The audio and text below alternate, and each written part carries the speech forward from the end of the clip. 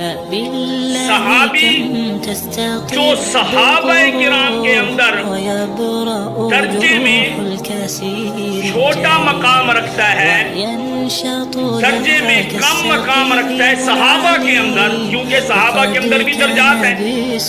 صحابہ کرام کے اندر جو صحابی صحابہ میں کم درجے کا صحابی ہے، وہ کم درجے کا صحابی بھی بعد کے تابعین سے، فقہا سے، ائمہ اور محدثین سے، علماء سے، فقہا سے اور قراء اور تمام امت کے تہجد گزاروں ولیوں سے وہ صحابی افضل ہے، اعلیٰ ہے، اولا ہے، بالا ہے۔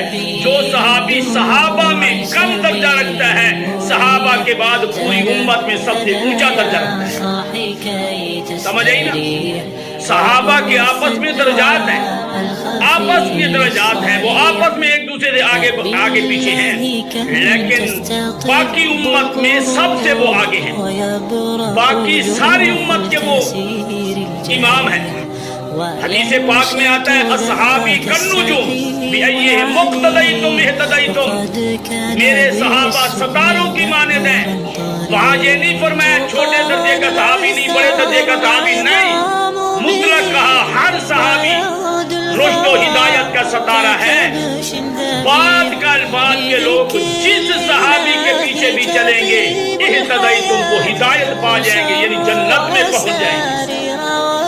گویا باقی صحابی کے بعد باقی ساری امت مقتدی ہے، اور انبیاء کے بعد صحابہ جو ہے وہ پوری امت کے مقتدا ہے۔